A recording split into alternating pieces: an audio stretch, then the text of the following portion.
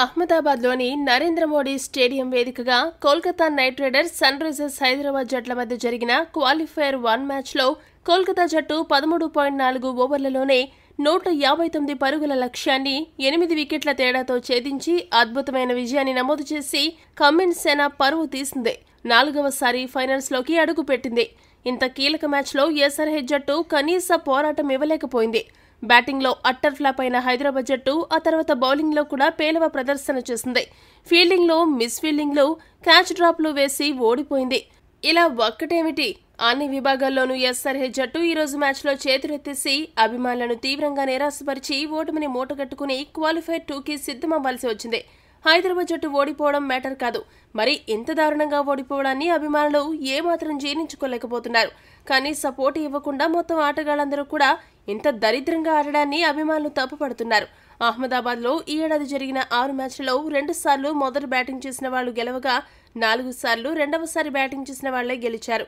Statistics ఎంత పక్కాగా ఉన్నా హైదరాబాద్ జట్టు టాస్ గెలిచి కూడా మొదట బ్యాటింగ్ ఎంచుకోవడం అతిపెద్ద బ్లండర్ అని చెప్పవచ్చు. హైదరాబాద్ జట్టు ఈ సీజన్లో 3వ అత్యల్ప పవర్ ప్లే స్కోర్ను ఈ రోజు మ్యాచ్లో నమోదు చేసింది. దీనిని బట్టి ఓపెనర్లు అవుట్ అయితే హైదరాబాద్ బ్యాటింగ్ పరిస్థితి ఎలా ఉంటుందో ఈ ఒక్క విషయం మనకు కళ్లకు కట్టినట్టు చెబుతుంది. మరొక విషయం ఏంటంటే ఈ సీజన్లో హైదరాబాద్ జట్టు పవర్ ప్లేలోనే 4 వికెట్లు కోల్పోవడం ఇది రెండవసారి. ఈ సీజన్లో ఆర్సీబీతో జరిగిన మ్యాచ్లో పవర్ ప్లేలో 4 వికెట్లు కోల్పోయిన హైదరాబాద్ జట్టు ఈ రోజు మ్యాచ్లో మళ్లీ పవర్ ప్లేలోనే 4 వికెట్లు కోల్పోయి కష్టాల్లో కూరుకుపోయింది. హైదరాబాద్ జట్టు ఈ రోజు మ్యాచ్లో కొన్ని దరిద్రమైన తప్పులను చేసి వాళ్ల ఓటమిని వాళ్లే కొని తెచ్చుకున్నారు.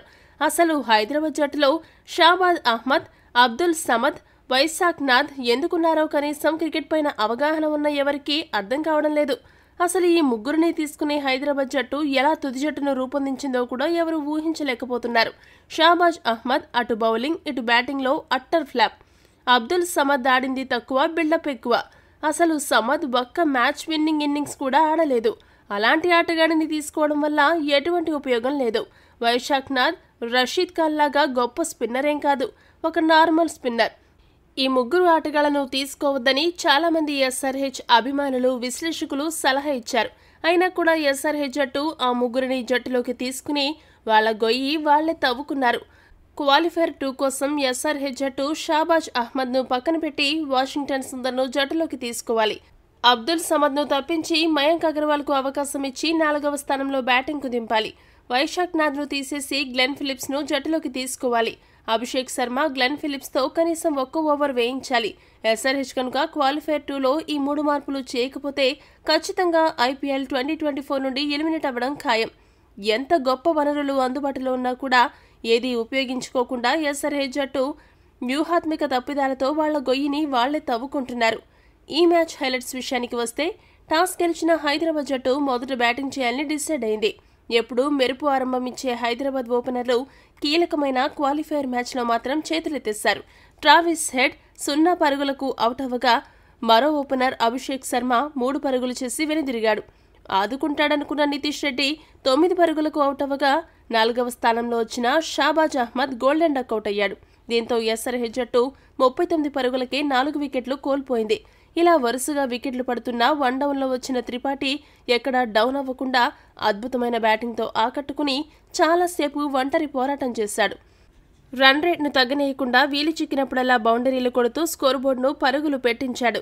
వరుసగా 4 వికెట్లు పడ్డాగా వచ్చిన క్లాసెన్తో కలిసి మంచి భాగస్వామ్యాన్ని నిర్మించాడు.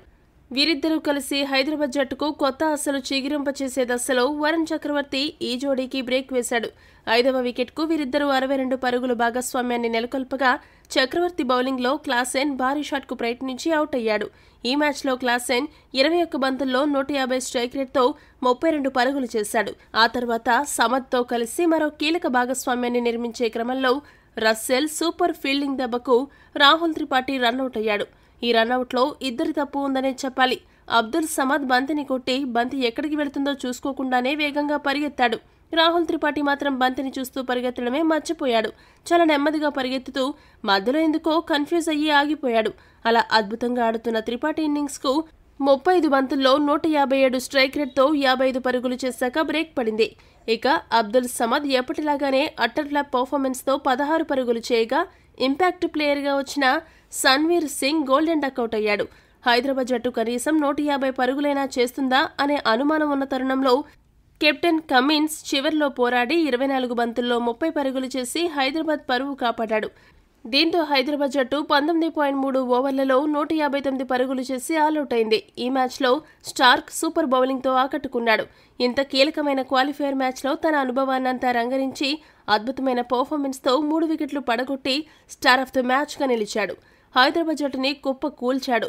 మిగతా బౌలర్లలో వరుణ్ చక్రవర్తి 4వ ఓవర్లకు గాను 26 పరుగులు మాత్రమే ఇచ్చి మంచి ఎకానమీతో బౌలింగ్ చేసి 2 వికెట్లు పడగొట్టాడు. మిగతా బౌలర్లలో Vaibhav Arora, Harshit Rana, Sunil Narine, Andre Russell చెరకు వికెట్ను దక్కించుకున్నారు. 160 పరుగుల విజయ లక్ష్యంతో బరిలోకి దిగిన కోల్కతా జట్టుకు ఓపెనర్ రహ్మానుల్లా గుర్బాజ్ మెరుపు ఆరంభాన్నందించాడు. 14 బంతుల్లో 165 స్ట్రైక్ రేట్తో 23 పరుగులు చేసి నటరాజన్ బౌలింగ్లో వెనుదిరిగాడు. ఇక మరో ఓపెనర్ సునీల్ నరైన్ 16 బంతుల్లో 21 పరుగులు చేసి కమిన్స్ బౌలింగ్లో అవుట్ అయ్యాడు. కేకేఆర్ ఓపెనర్లు ఇద్దరు క్యాచ్లను కూడా వైశాఖ్ నాథ్ అందుకోవడం విశేషం. ఈ మ్యాచ్లో కోల్కతా జట్టు పవర్ ప్లేలోనే 60కి పైగా పరుగులు చేసి మంచి స్టేజ్లో నిలిచింది. ఓపెనర్లిద్దరూ అవుట్ అయినా ఆ తర్వాత క్రీజ్లోకి వచ్చిన శ్రేయస్ అయ్యర్, వెంకటేష్ అయ్యర్ ఇద్దరు కూడా ఎక్కడా బెదరకుండా అర్ధ సెంచరీలు పూర్తి చేసి హైదరాబాద్ బౌలర్లను సమర్థవంతంగా ఎదుర్కొని కోల్కతా నైట్ రైడర్స్ను విజయ తీరాలకు చేర్చారు. కీలక సమయాల్లో హైదరాబాద్ జట్టు ఫీల్డర్లు చేసిన క్యాచ్ డ్రాప్లు కూడా కోల్కతా జట్టుకు కలిసొచ్చాయి. వెంకటేష్ అయ్యర్ 28 బంతుల్లో 182 స్ట్రైక్ రేట్తో 51 పరుగులు చేయగా శ్రేయస్ అయ్యర్ 24 బంతుల్లో 242 స్ట్రైక్ రేట్తో 52 పరుగులు చేశాడు.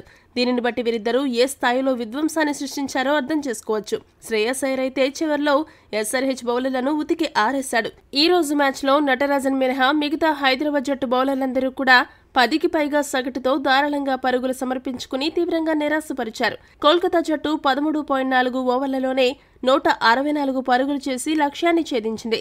సరైన సమయంలో కోల్కతా మిడిల్ ఆర్డర్ అద్భుతమైన ఫామ్లోకి రావడం కోల్కతాకు బాగా కలిసొచ్చింది.